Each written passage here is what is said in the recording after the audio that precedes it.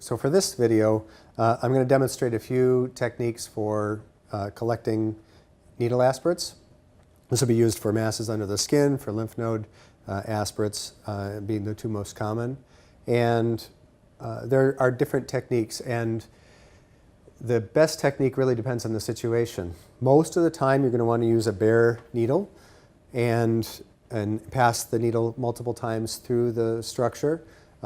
Sort of in a back and forth. Some people call it like a sewing machine needle action or a woodpecker type action. The type of needle that you might want to use, you can get really excellent samples with 25 gauge needles, a little bit less hemorrhage with a narrower gauge needle. We happen to use the long ones, so we have a little bit more of a shaft to collect the sample. As you're shearing off cells with each pass, you collect a little bit larger sample. The downside to this particular brand is that the hub of the needle is pink, and so it makes it a little harder to see when there would be red blood coming into the shaft of the needle, which is valuable. As soon as you see blood filling up the hub of the needle, you need to stop. You need to pull out because you're losing good sample in the hub of the needle. What's stuck in the hub usually doesn't end up on the slide, and so there's no point in continuing to do that after you get a flash of blood. So if you happen to have one that isn't pink, that's a little bit better. So the 25 gauge 1.5 inch needles work very well. Most practices have 22 gauge 1 inch needles, and those also work fine. I use them both, and so both of them can be okay. And so there's the bare needle technique, non-aspiration technique as it's called. And so we have a creature here that has a little tumor under the skin. And so for the non-aspiration technique, you're going to insert the needle and move it back and forth multiple times in different planes, trying to sample more areas of the tumor than just one. And so you're just passing it back and forth. The speed is, doesn't matter all that much. And you pull the sample, the needle out, and you're going to put some air into the syringe relatively quickly, attach it to the needle, and you want to put your sample in the sort of the middle of the slide, more towards the frosted end. And you're just going to spray it. I disconnect the syringe from the needle, put more air in. I can spray more of my sample on the slide. I'm going very slowly here to demonstrate, but you'd want to do this relatively quickly. Then you want to try and make your smears, and what type of smear technique you use depends on what the material looks like. And so one of the most common techniques is to simply put the side of the slide on the other slide, rotate it down into the material, and then pull straight off to the end. So you've started off at an angle, you rotate it down into the material, and you pull straight off. And you end up with, I don't know if it'll show up on this, but a bullet-shaped smear. That's one technique. And I'll show you a different technique for making a slide with a viscous material. So this is a viscous material. As if you could have seen that, it actually made a little mound on the slide before I did the smear. If it's a very thin material, we'll demonstrate a different technique. So back to the sample collection, the other method you'd use is with a syringe attached. And in this case, it gets to the syringe handling exercise that we did, where you want to practice holding the syringe between your thumb and first fingers, pulling back on the plunger with your third, your ring finger and your pinky. And so the same general technique as far as moving the needle back and forth, but at this time you apply aspiration as you are going in different planes in order to get more cells exfoliated.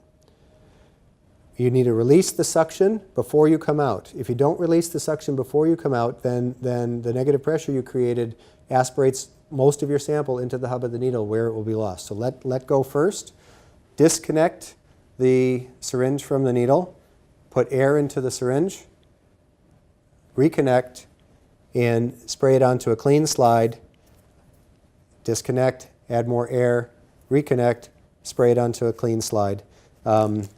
And if you can see this material is slightly mounded. It's viscous. It sticks up from the surface of the slide.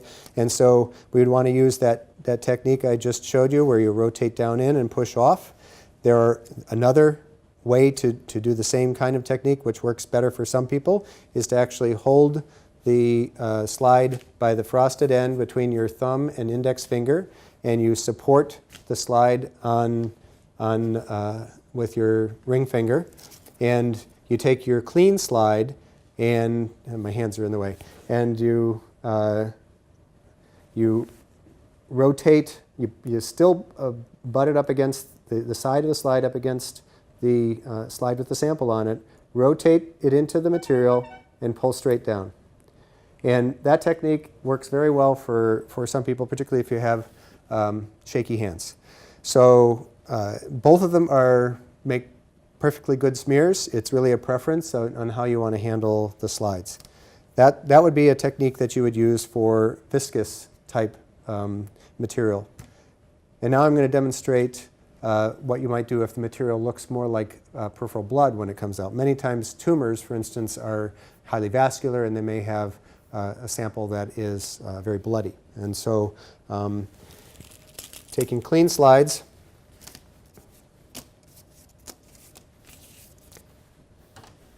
to make a blood smear, the key is to have a very small sample on the slide. When you're doing an aspirate, you might get a large amount or a small amount on the slide, and you need to be able to adjust your technique accordingly depending on how the sample is.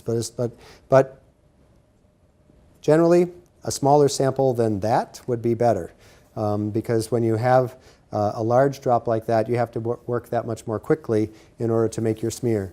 So one of the most common techniques is to hold your spreader slide between your thumb and your first two fingers, and you're going to put the slide at an angle, about a 30-degree angle, to the base slide. You're going to slide it towards the drop of blood, allow the meniscus to spread that blood out towards the edges of the slide, and then in a smooth motion push the slide forward in order to get that nice bullet-shaped smear.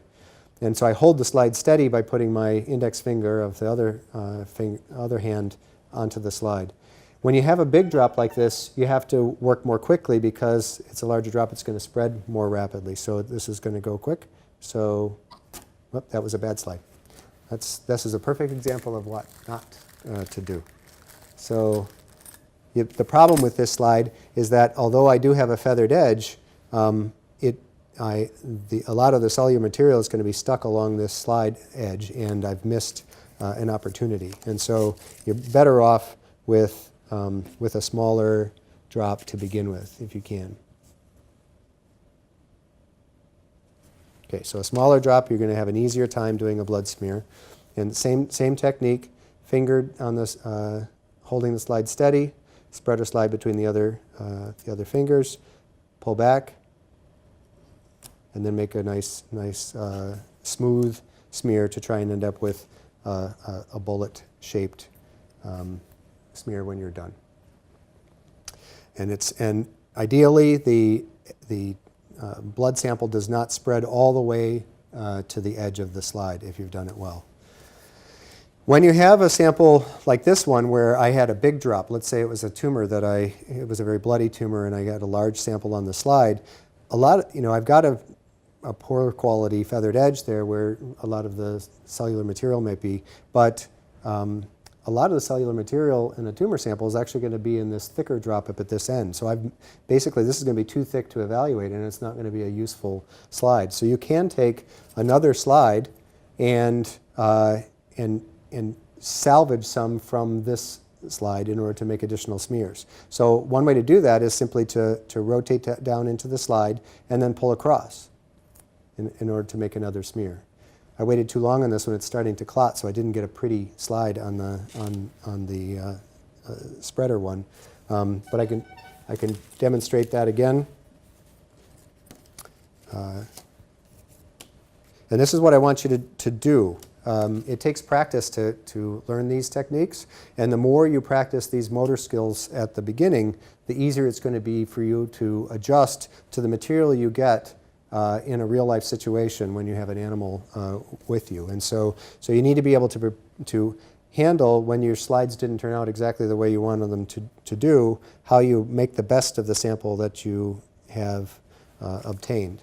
And so again, I'm just going to make a blood smear. So pull back, smooth motion forward, and not a bad blood smear. But I have this big drop here that's a lot of wasted material. So I can pick up that material by going acrosswise and make another smear. So now I have actually 2 decent smears for submission to the laboratory.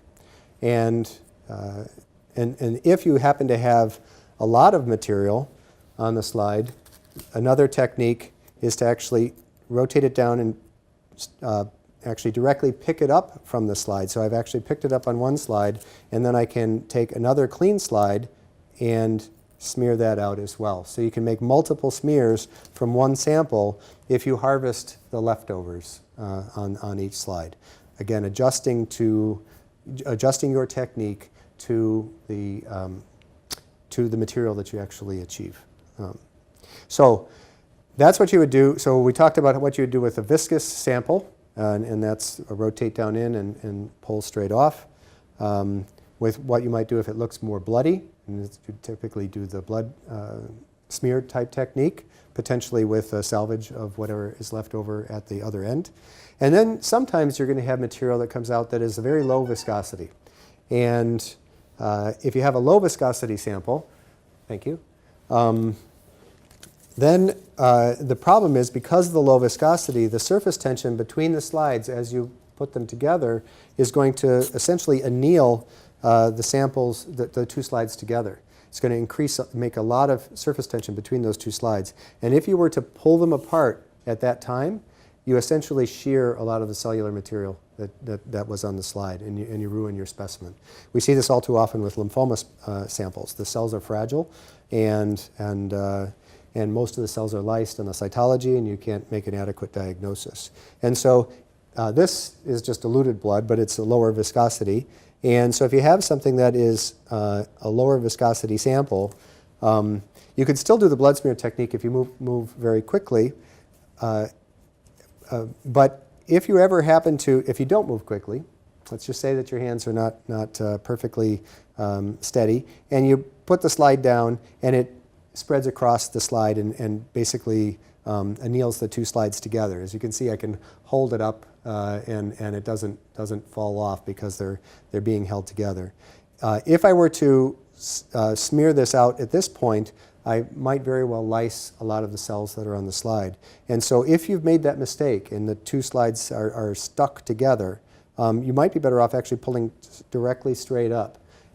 The slide is not a pretty slide, admittedly. It's got very thick areas and thin areas, but at least I haven't lysed all my cells. And so then you can take a clean slide, and now that you have less material on there, you could potentially do a proper smear and end up with a smear that is a little bit more evenly distributed. Or if you had a little bit less than what I have on this slide, you might choose to do a touch imprint, where you literally lift up and touch the slide in multiple locations in order to get the sample smeared over the surface of the slides. Pathologists don't necessarily like these spotty samples because it's too thick in some areas and too thin in others.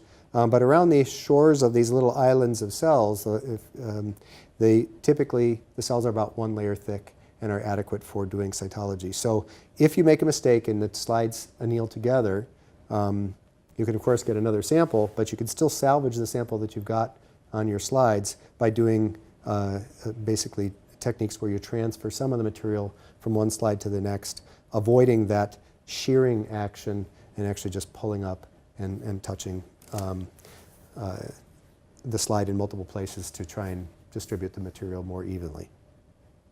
I'm just going to demonstrate a few additional slide techniques. So if you have a we talked about what to do if you made a mistake and the material's not very viscous in this, and you have a very small sample and the slides anneal together, how you pull them apart.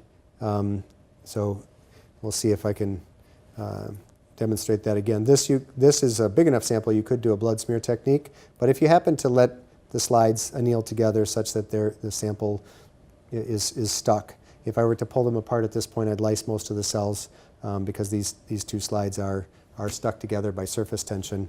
So this would be a little better example of that. Again, just pull up straight, and then I can take another slide and either do a smear technique with what's left, or potentially that where you pick up and you're trying not to lyse those fragile cells by merely doing a touch imprint around the slide. So you end up, it's hard to see because it's a thin fluid, but you saw the technique. So what if you have a really thin fluid, like what you get from a cyst? Most of the time it's not going to be a very cellular sample, so maybe you're not going to get very many cells from it. But there is a technique called a rollback for very thin fluids where, and I've got red cells here, so it would be more like a clear fluid rather than something that is red. But if you, instead of doing a traditional blood smear where you're aiming to go in as one smooth motion to try and get that feathered edge, when you have low cellularity fluids, if you actually go even slower, some people call it a rollback technique, if you go even more slowly, pull the slide back into the droplet, let the meniscus, the material slide and spread along the edge. And instead of going quickly, you're going to go very, very slowly. And in that interface between the two slides, the larger cellular material is going to spin in that turbulence at the interface. And so you're essentially going to pull down the cells towards the end. Some people call it a line concentration technique. And so I'll just demonstrate. So you go very slowly, so just let the material spread across the slide, and then go slowly down the slide, about halfway, and then pick up. And what you end up with is a line of material at the end where you're going to have the cells concentrated.